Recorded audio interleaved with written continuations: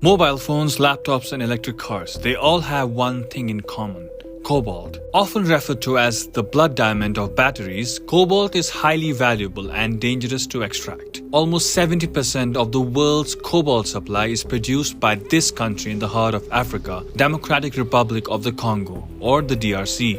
The natural resources-rich country has survived colonization, numerous civil wars, and various epidemics.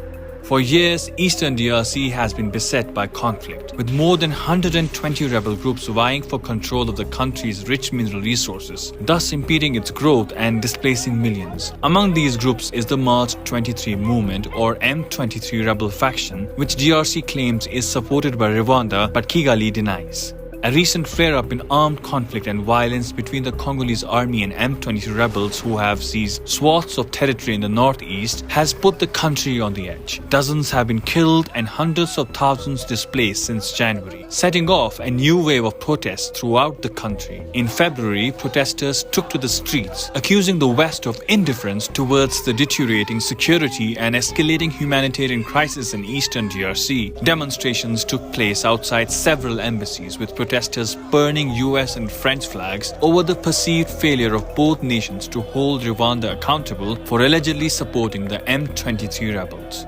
Ce que les Congolais reprochent à la communauté internationale, le silence et son indifférence face au massacre dont sont victimes leurs compatriotes de l'Est.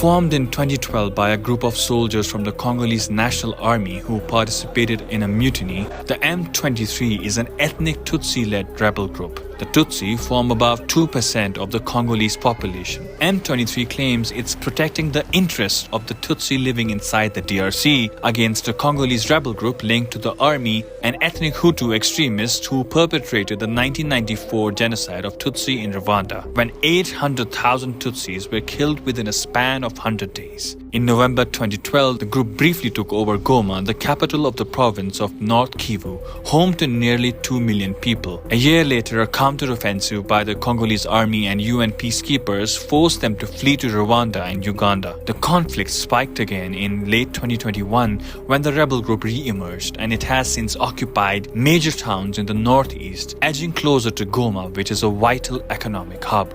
Fighting between M23 and the armed forces of the Democratic Republic of the Congo has intensified in several areas since 2023. Over the years, the US, the UN, and the DRC have accused Rwanda of aiding the rebel group. In 2023, Human Rights Watch accused M23 of committing war crimes, including rape in eastern DRC, and that same year, the US suspended military assistance to Rwanda over its alleged support for the M23 rebels who are accused of recruiting child soldiers. According to the Human Rights Watch, Rwanda's support has helped M23 occupy more towns in North Kivu province, leading to the displacement of over 450,000 people in October 2023. And with renewed fighting between the rebel group and the Congolese army since February 2024, at least 150,000 people have been displaced, more than half of them being children.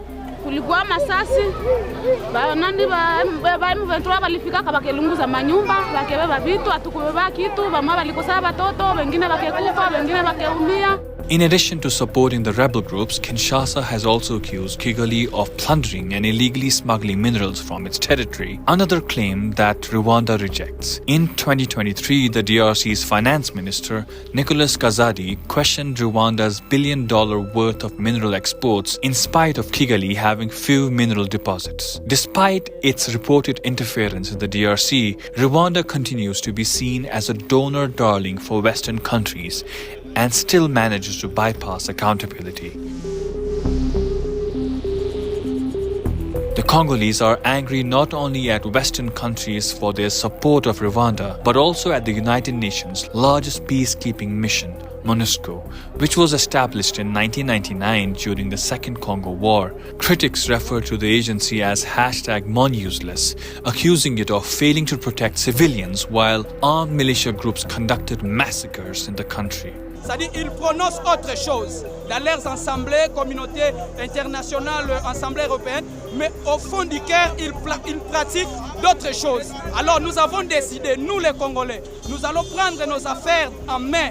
The Congolese authorities have deemed MONUSCO's operations ineffective in curbing violence, and as the UN's popularity declines, the mission's forces have started a gradual withdrawal, handing over bases to DRC forces.